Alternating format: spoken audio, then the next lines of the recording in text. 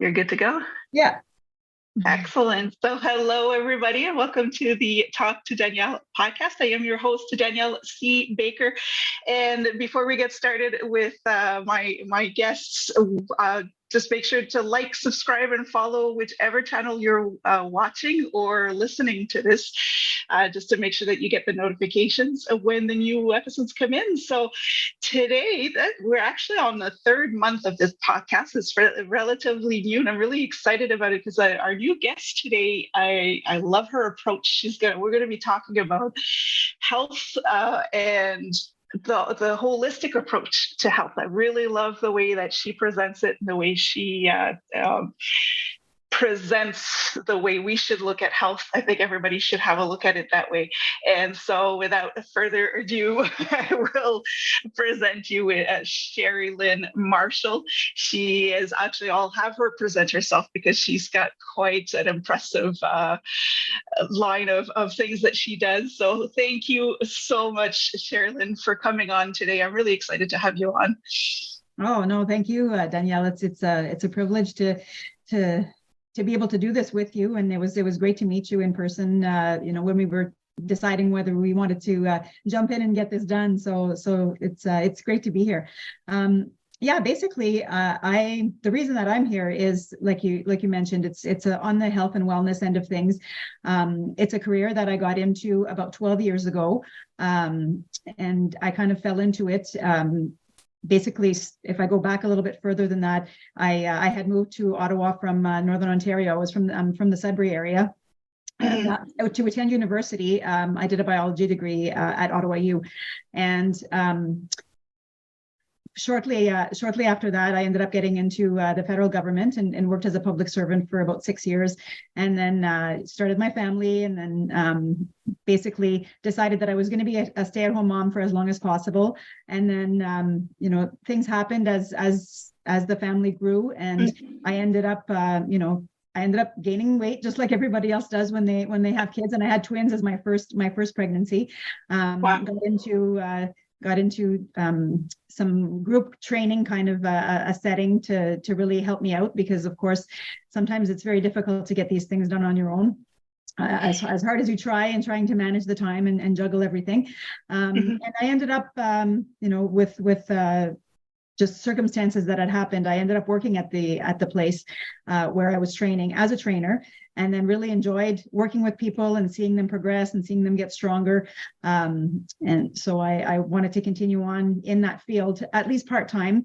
Well, I was fortunate enough to have a space at home where I could have some clients at home. I had worked at the YMCA for a while, did some boot camp classes at the Rideau Canoe Club. So all kinds of different personal training, group training type things, and also got into expanding that service by making it, by getting my certificate in nutrition coaching as well. Now, all of that stuff, yes, it's part of the job now, but it was always something that was very, that was kind of an interest of mine since I started getting active.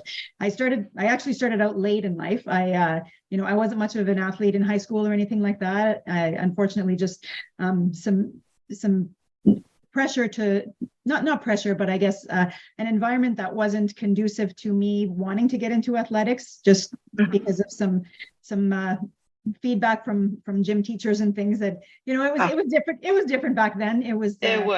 Yeah. You had that sort of quick, fast, athletic type of kid, and then those who were in gym class because they had to be there, kind of thing. And I never disliked it, but it really affected my confidence when I was younger. So that kind of stuck with me for a while, and then thankfully, when I got to university, I got into martial arts, and that really boosted my confidence. And I ended up teaching there too after I had finished my black belt and everything, and just working with women and seeing how empowering it was for them to get into that.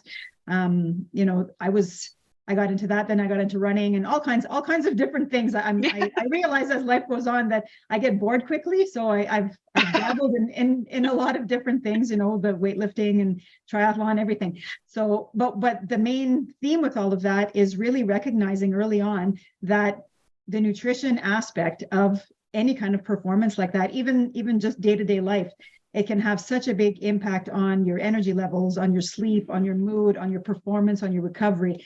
And so the more I learned how much of an effect it had on me personally with how I was feeling, the more I realized that that was a missing aspect of my coaching when I was doing my personal training and working with my clients.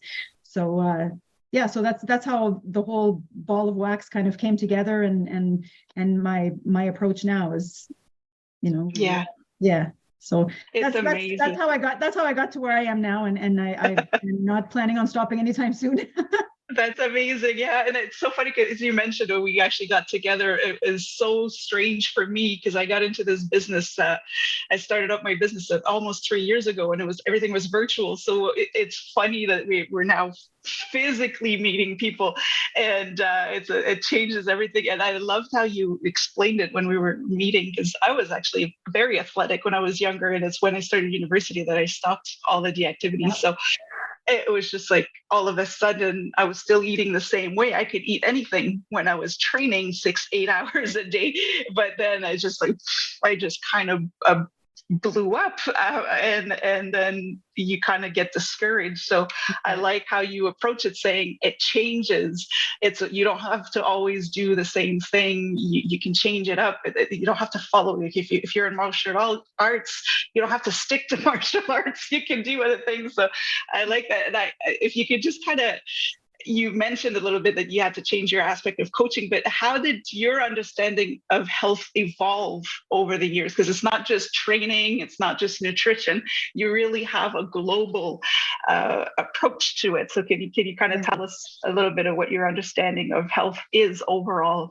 Yeah, I think that actually stemmed from when I was a kid. Like I was a teenager in the 80s, and if people think back at that, those were the days of the fad diets, and eating fat is bad because it's going to make you fat. There's so much research that has been done since those days, and people really realizing that, it's not just about calories in, calories out. It's not just about moving more. Those are two very important aspects, to be careful on consumption, especially of the bad stuff, and increasing your movement overall. But the reason why that's so, those are only two elements of overall like holistic health, is because the way that you eat and the type of food that you eat, it will affect your sleep. It will affect your stress levels. And then conversely, your stress levels will affect how you eat, because if you're an emotional eater, if you're a stress eater, then so everything kind of comes full circle.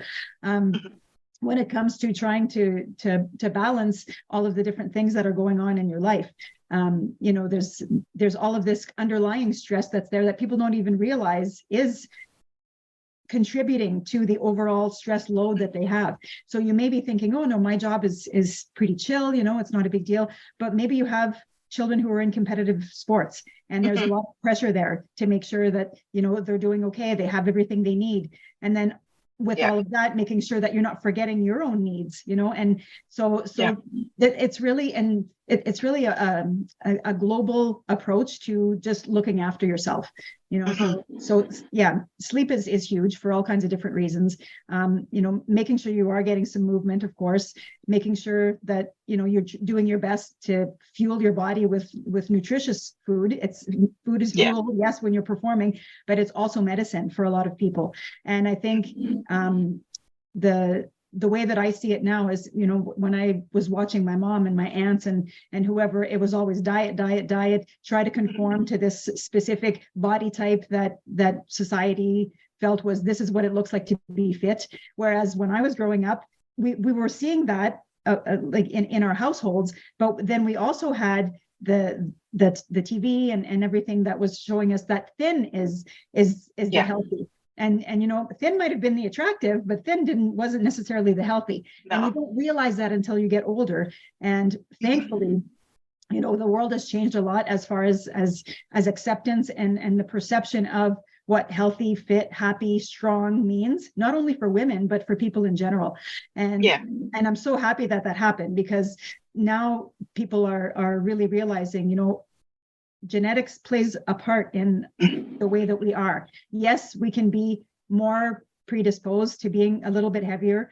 that doesn't necessarily mean that if you're not happy in that body, it doesn't mean that you're doomed to be like that. Same with disease, right? People think that, okay, well, if my parents are diabetic, then that means I'm just going to be diabetic and I'm just going to gain weight, and that's just the cards I was dealt. But that's not necessarily the case. Mm-hmm. If you believe that the actions that you take can help reverse things or minimize your symptoms and the negative conditions that you're living with, whether it be arthritis, whether it be just general inflammation, it's possible. It's possible to really try to take charge of those things, and it's just a matter of figuring yourself out and realizing that it's not just about what you're eating, and it's not just about the fact like if you feel like your joints hurt so you can't exercise, well, maybe there's other aspects of the big picture that you can address first. Yeah. You've made some really good points there, because I know I work a lot with parents, and we'll tend to put our children first, and we kind of neglect ourselves. So that being sure that you keep track of how you're feeling and what health means to you, not what it looks like on the outside or on a social media, but what it is, what it represents for you. And that will change from one day to another. You kind of have to be flexible with it. And that's what I like about it. When we were talking about that's a question I always ask, what does that look like? If you want to build good habits, what's a program, a good workout, and you were just saying it depends. You got to go within first and see, okay, how am I feeling today? Am I up to this? So what this kind of leads up to my next question is, what are some of the best habits people should work on to be able to get the results that they're looking for? I think that, like you said, it really does vary depending on your situation. The ones that I encourage people to work on are the ones that are going to align most directly with whatever it is that they're trying to achieve. So if they've set goals for themselves, because we have to realize that not everybody is even there yet as far as knowing what they want to do. Maybe they know that they want to make a change, but they don't even know how to put that into words. They just say, I'm unwell, I don't like feeling sick all the time, and I need to do something. And that's all they know. They've only gotten to that stage of behavior change.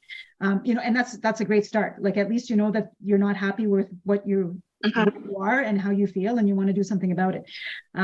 So for some people, that's what it is. It's that you tackle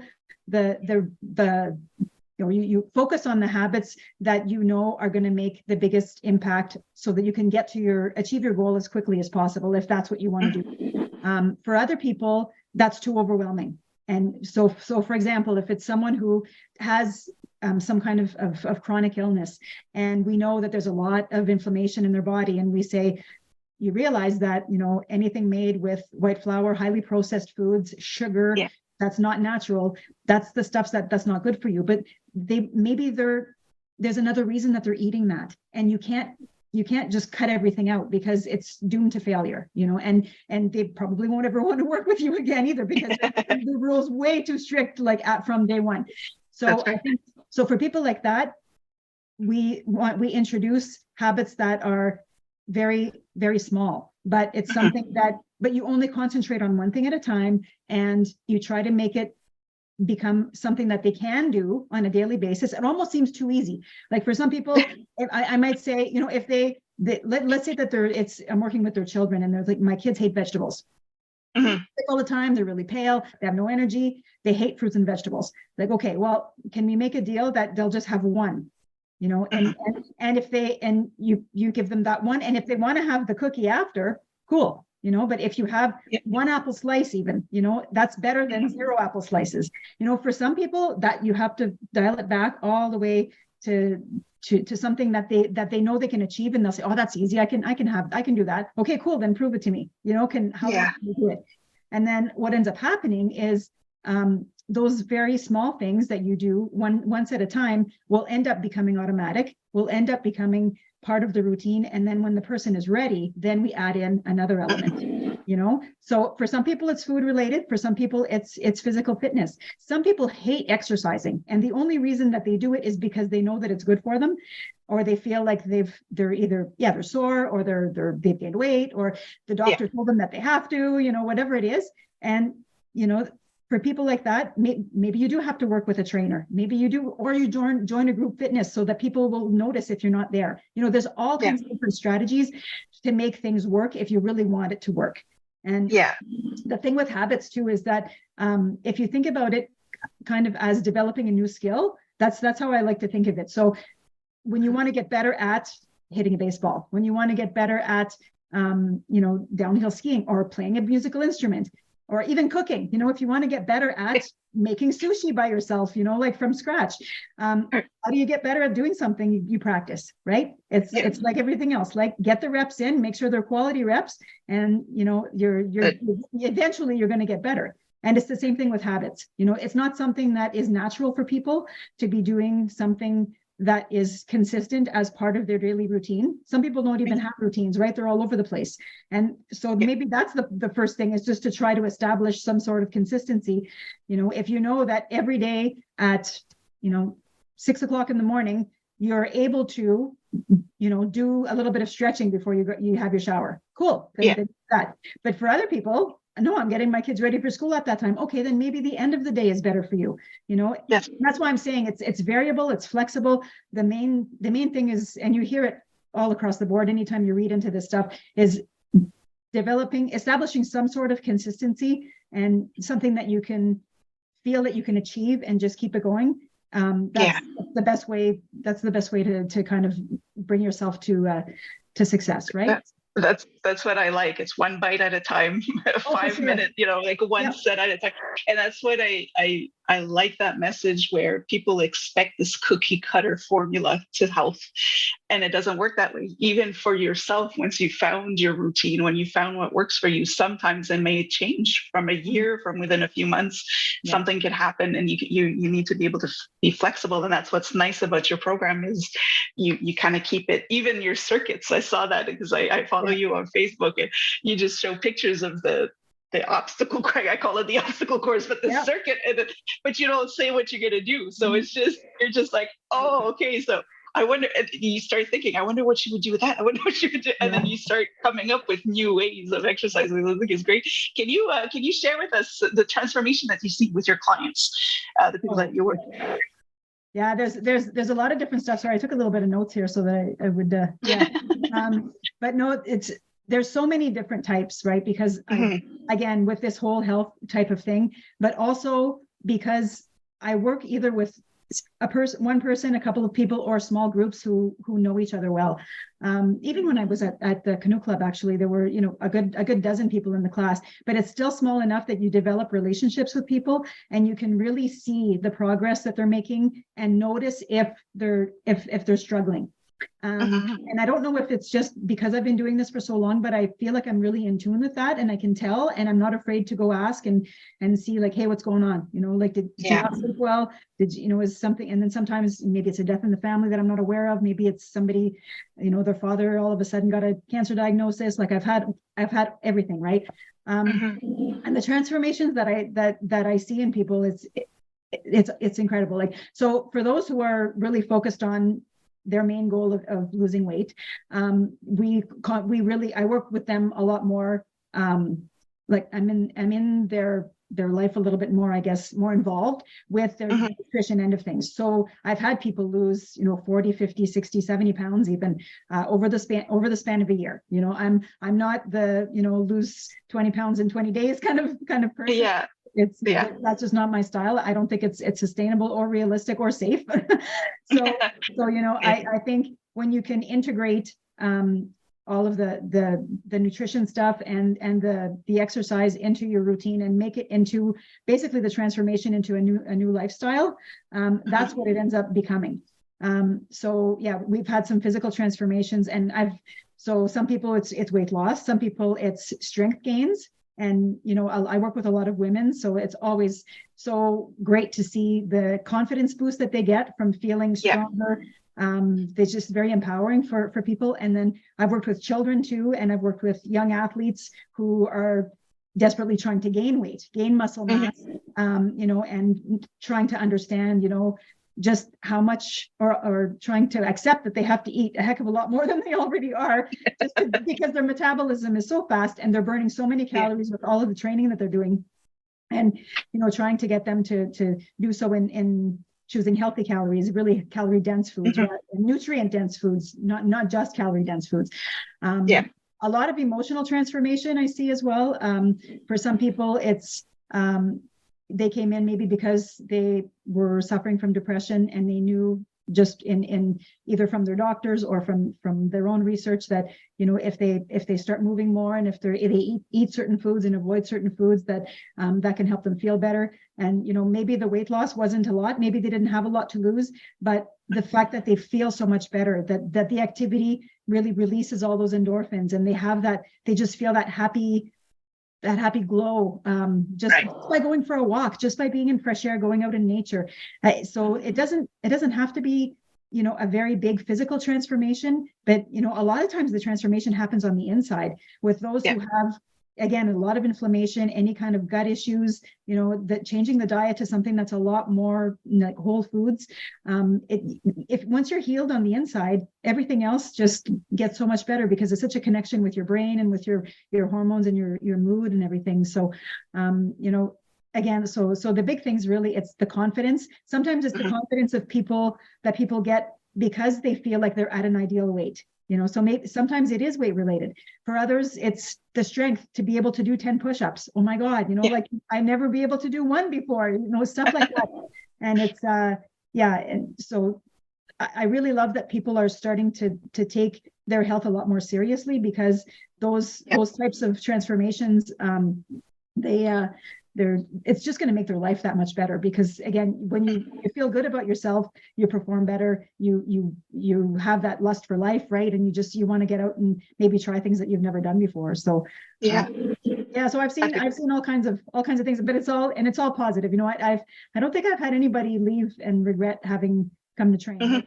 Like if anybody has, there's been different reasons, but it's I don't know, it's amazing. Maybe I just pick people who like really, they've got that same attitude where they just want to help themselves, and I just try to walk alongside them. I don't tell them what to do, and mutual respect really is the big thing, right? Yeah, and that's the most important thing. And you said something really, when you were saying people taking health a lot more seriously, I think they're also taking making the changes for the right reasons. Before, it was like you said, back in the 80s or even 90s, and still now, but more and more now people are thinking, okay, I need to be healthier because I don't want to struggle later on in the years. They're actually doing it for the right reason. And I think that motivates them. I also like how, because you're talking about different transformation, everybody's transformation is different. And you had mentioned that you're not the one who will post the before and after pictures, because you always say, or you said that I'm not the one doing the work. Those are their results. They're not, they worked with me, but at the end of the day, it was their choice to get up in the morning and make the right choices and to listen to me. I love that you're not throwing it out there saying, again, that cookie cutter, these are the results, because everybody's results are different. So you really are catering personally to the people you work with. And that changes everything to somebody that's doing the work. I did have a question. Because when we talk, and for those who are watching the video on YouTube is the only one where we have the videos, you'll see Sheri-Lynn's face just lights up when she starts talking about what the work that she does with her clients. What brings your joy in the work that you do? I think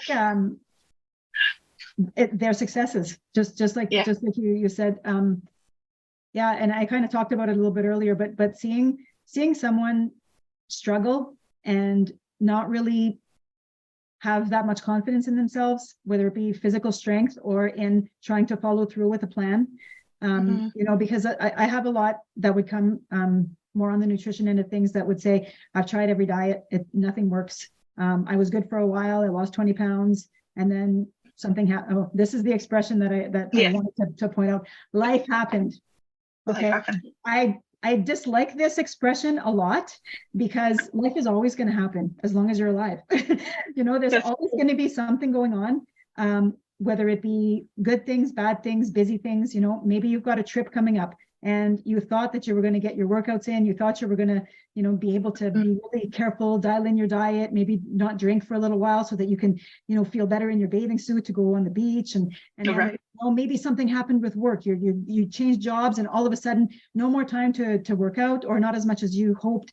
And then stress eating again, like you knew you shouldn't, but you did anyway. And then, people getting down on themselves for stuff like that. Other reasons like a move, moving home. Or maybe the life stage that you're in, when your children are preschoolers, and if you're still working full time, you've got all of that stuff going on. When they're older, there's going to be other things going on. Even yourself, like I know even me at my age, like I try my best to take care of myself as many of us do in this profession, but the body starts to age after a while. And so the type of exercise that you need to do, and more stretching, more range of motion work, and just maybe a little bit more time to recover, it's just something that we need to focus on a lot more. And sorry, I totally got off topic there, didn't I? Well, no, you kind of answered this all through that. You're kind of answering it. That's what brings you joy, is just seeing that transformation, seeing the result. Exactly. Well, it's and especially the physical strength stuff, when it's like, women who come in and, again, not even being able to do one push-up. And I just love that, I've been, again, because I've been doing this a lot, there's a lot of different ways that you can build strength in a way that will make people feel like they're getting there. To have a way to measure the progress is huge. And I think people really because all of those small wins really lead you that much closer to whatever it is that you set as your ultimate goal, right? So I think just seeing that happen and seeing their light shine when they're like, oh my God, I did it, or oh my God, I held my plank for a whole minute, and and it's just, and again, I just turn it around and I bring it back to them. So that's because you put in the work and you showed up. I'm just here to encourage you to come back and make it fun so that you don't get bored and you want to be here. Like, I've got a group coming in at 4:30 this afternoon. It's going to be dark. It's going to be cold, but they want to stay outside because they're all downhill skiers. They're like, this is nothing, no problem. So I'm the one who's going to have to bundle up and I'm the one who's going to get cold. But it makes me so happy to have these people in here. They're all friends. They all push each other, and they just have so much fun. And they know that they're getting stronger. They can feel it, and then I feel like I'm doing my job, right? So that is awesome. And it makes a world of difference. Yes, sir. Yeah, you mentioned life happens. That's one thing that I used as an excuse often when I was younger. And life will always happen as long as you're living it. How do you yourself find that balance between family, between work, other people's schedule, everything else that life is throwing at you? What is the kind of thing that works? I know everybody's different, but what works for you? So I'm really lucky that this is right now, this is part-time. I'm hoping that eventually it will be full-time, but because there is more time in our family life now that I can really start kind of broadening my horizons, I guess, in this field. But right now it's a work in progress. I would never say that I've got it all figured out as far as trying to balance everything out. I think a quality that I have, and I know that this isn't something that everybody has, is being very flexible, being able to go with the flow. If something does come up, then I can pivot pretty quickly. And again, I don't take that for granted, because there's a lot of people that would be an extreme source of anxiety for them. They might end up feeling that that's an excuse to, or a reason, whatever word you want to use, right? Depending on your perception. They might feel like, okay, this came up, my car broke down, or my child ended up sick, so I had to stay home from work. So, for some people are going to say, well, okay, plan B, I'm just going to do a workout at home instead of going to see Sheri. And so trying to find ways to kind of navigate around it. And make it work whenever you can, as far as your plan is, whatever your intentions were for that day, right? If you had planned to do a workout, a run, go for a walk, get some batch cooking done on the weekend, that kind of thing. There's always going to be another time when you can get that done. So that's the big thing is, the more you can just accept that, yeah, life's going to happen, and it's okay if it doesn't work out exactly as you wanted it to. If you've found another way to check off that box, if you've got that to-do list that you really want to try as hard as possible to stick to, I would still consider that a win. I think people are too hard on themselves, and yes, structure is important, and it's very good with kids, as you know. So if that's what you need to concentrate on, and just making sure that their routine, their structure stays the way it needs to be, that's going to reduce the stress on you. Even if your day got screwed up, at least that part of it didn't get affected. They didn't get affected. They didn't feel like extra stress, or that they were in your way, or that they caused you to, not be able to do what you wanted to do. So as I said, I've got 3 kids, so I know the mom factor as well, or the mom and dad factor. Just as far as, making sure that we're satisfying their needs first and then taking care of ourselves. But the thing, like a lot of us know, is the more we take care of ourselves, the better we are for everyone around us, right? Yeah. It's the self-care side of the whole health thing it's huge. It doesn't have to be a lot, and it doesn't have to be a long time, but just enough so that everybody's got that daily recharge. And you'll see, like, everyone around you they can tell when you're, when you just need to go take a breath, or go for a walk, whatever it is. And they need it too. See, that's another thing, right? It's just to realize that if you're in a family, or, if you're even just, no matter how many people are in your house, there's, if you're sharing with at least one other person, we need to kind of respect that we're not always all going to have a good day on the same day. And exactly. Yeah. Yeah. Yeah. I think that's, So really the thing as a parent, or as an adult in anybody's life, even if you don't have kids, the more attention we give to ourselves on that side of things, on the self-care, whatever that is for you, the younger people around you are going to see that, and they're leading by example without even wanting to do it on purpose, without being intentional about it. But if I'm down here doing my workout, and then one of the kids comes down, they'll be like, oh, maybe I'll use the gym later, But if I was just sitting around or doing something else, maybe that wouldn't have even came in their mind, and like, oh, maybe I'll just go punch the bag for a little bit, So it's not to put any pressure on people to feel like they have to do that. But I think it's a gift that you're giving to the other generation, and your friends and everybody around you who maybe they haven't put all their pieces together yet, But that's a good point, because I noticed that as well when I started saying, okay, I need to take time for myself, is you're actually teaching your children, or everybody else that's watching you, because it's not even just the younger ones, but the older ones. Like, I've had aging parents are like, oh yeah, maybe I should take a little bit more time to stretch. You're actually showing them how to keep that balance in their lives, but you're showing it by example instead of just telling them what to do. They see the results in you, and they want the same. So that's amazing.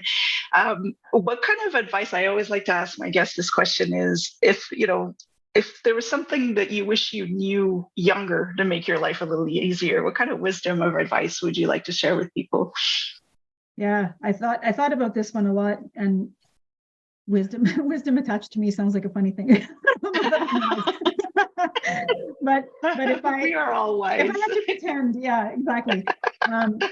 So just as far as lessons learned, I guess. I think that, and again, this goes back to what I was saying when I was a teenager, and just not confident not in my abilities, but just in how I felt like I was a little bit overweight, and maybe not the most athletic, because I never got a chance to really explore that at the time. So there was always a little bit of a confidence issue there. And I think that made it that I was afraid to try things. I was afraid to try new things. I would have to get really encouraged by other people. Like, even by the time I got to university, and thinking, or even when I started running, to, oh my God, like, as if I would even think that I could run a marathon, and all kinds of things like this. I think that if we approach life with fear, it's always going to be a barrier to us kind of reaching our comfort zone, and it's fun, it's comfortable to be in our comfort zone. It's comfortable, right? So some people might think, well, why would I want to go out and do something That's Mhm. different if I'm perfectly fine where I am. But you need, I don't know. I'm not going to tell people what to do, of course, but I find that, in order to grow and in order to make the most of Yeah, life, you only get one life, right? Like that's just that's it. across the board. We can't do anything about that. So, Yeah. why not, so again, if you kind of explore that possibility of trying new Mhm. things, just be curious and see, well, I wonder what would happen if, I tried to run an Yeah. extra kilometer. I wonder what would happen if I, went out in the morning instead of at night. I wonder Yeah. how I would do. Like I have a daughter who does horseback riding. I wonder what would happen if I tried going on there. Like, would I like it? Would I not? But I'll never know unless I try, right? And I Exactly. tell that to kids all the time. So yeah, and I think that it expands not only your realm of things that you can do, and that Mhm. eventually hopefully you'll get comfortable doing, but it just opens up so many opportunities for new relationships, new friends, new social construct and stuff, and that just enriches your life even more, right? Yeah. And I think that anytime you try something new, whether it works out to be something that you want to keep doing or not, again, I think that jacks up your confidence a little bit, because at least you can say, hey, I tried that. I've tried That's rock climbing, but then I realized I was scared of heights. So no, but sorry. you would have never known unless you tried, right? You would So have never known that. yeah, Yeah, so that's I what think that's the big thing, is just, try yeah. to remember that, fear is, it's not real. So, if Yeah. you can just, and again, some people have to start really small and just try, maybe I'll go, Yeah. like, for example, training outside. Some people are so self-conscious about being seen exercising that they would never do a workout in my backyard because I have neighbors who have windows. Yeah. Yeah. But then you've got others who, they forget that, we've got Yeah. hedges and fences around us. Yeah. But it feels like a safe space, and it feels so good to them that, everybody can just be who they want to be. They can be That's it. silly, they can be crazy, whatever it is. And to me, that just shows, Yeah. happiness and confidence, and just when they leave, everybody's smiling. So, That's it. and if they wouldn't have been brave enough to try to come and check it out, and I never mentioned this, but the reason that I started these classes outside in my backyard is this was pandemic stuff. So in that first summer of the pandemic, people couldn't go to gyms. They wanted to exercise. They wanted to reconnect with their friends. So I said, hey, let's try this. And now look at us. We're almost in winter and they still want to be out there. So they still want to be out there. And it just still goes to show you that comfort zone is a beast, because when you don't step out of it, you become complacent. There's a lot of people that fear. They say, we can't go to the gyms anymore, so I guess we're just not going to work out. But no, you try something different and you end up liking it. So yeah, there's one thing in therapy we were taught when I was training to be a therapist, it was just the brain itself doesn't know the difference between excited and afraid. It's the same chemically in your body. It's the same. So you will have the same scream if you won the lottery that you would if you fell off a balcony. It's the same scream. So when you're afraid, just pretend that you're winning the lottery instead of, rock climbing, and your brain will do the same. When you go on a roller coaster rides and you're screaming, you actually don't know if you're enjoying it or scared out of, scared out of your mind. Your body can't tell. So just trick it into loving it, and it just changes everything. Just to wrap it up a little bit, because I could talk to you all day, but do you have any new projects? You said you're doing this part-time right now, but anything new coming up or anything that you're working on right now? Well, the big thing right now is that, since I've started this and kind of came back into just doing my own training at home, whether it be in the backyard or in the house, I'm starting to look out to other gyms, other fitness facilities, to try and maybe even, Mm-hmm. community centers to do some group training and that kind of thing. It's very beginning, early stages. I'm working with one person right now in a friend's gym. And it's nice to be getting out there, because I find that my kids are old enough now that they're becoming a lot more independent and self-sufficient, especially in the morning hours and stuff. I want to try to open up a lot more online coaching type of stuff, because I have a lot of family and friends who are not in Ottawa. And I think that, a lot of the services that I provide can be done just, through Zoom or just through, online coaching, especially with nutrition. And really, I think that's really that's a lot. my website is it's fine, but there's a lot more potential there. So yeah, just trying to throw that out there, and yeah, and just keeping myself active and in shape, and keeping up with the pace of life. Yeah. That's amazing. Before we wrap up again, I always love to ask that question to people I interview is, so a child had asked me for an interview for a project at school, and I told her I would ask everybody I interview. So the infamous question is, what do you want to be when you grow up? Yeah. I don't know if I'll ever grow up, to tell you the truth. Right? I don't feel like grown up yet. So I'm not sure when that's supposed to kick in. Yeah. But really, like, I have thought about this one, and I think just continuing to be like a good influence on people without doing it on purpose, just, continuing to be the person that people feel they can come to, that they can trust, that they can be comfortable with, and know that the advice that they get is going to be real. And and hopefully someday, if I'm lucky enough that my kids have kids, maybe I'll be that grandparent or that great aunt or whatever that people will come to and say, you know what, oh, you'll know the answer to this question, and that kind of thing, and just, yes, see, if they can see you as invincible, then that's how you're going to feel, right? So yeah, exactly. And I love that. No, but that's great, because we should never feel like we've grown, like we should always have that kid at heart. You made me laugh earlier when you said, I don't know if I can qualify to give out wisdom, because I feel the same way. I'm just a child trapped in an old woman's body. And really, for the longest time, the only reason why I think people would consider what I say is wisdom is because I have a lot of gray hair. That's about it, But sometimes that's what you need, is just that young energy, no matter how old you are, and you keep growing. That's why I love asking that question, is because it gets us to keep looking at life as a new adventure, even though we think that we know it all.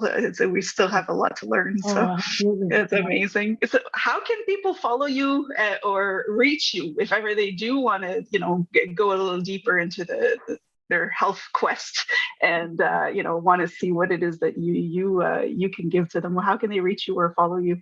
Yeah, well, I'm on Facebook, just Sheri-Lynn Marshall, and then I'm on Instagram as well. It's at S Marshall Fitness, and I think on the Facebook, at least, the contact information is all open, so the email and the telephone number should be there.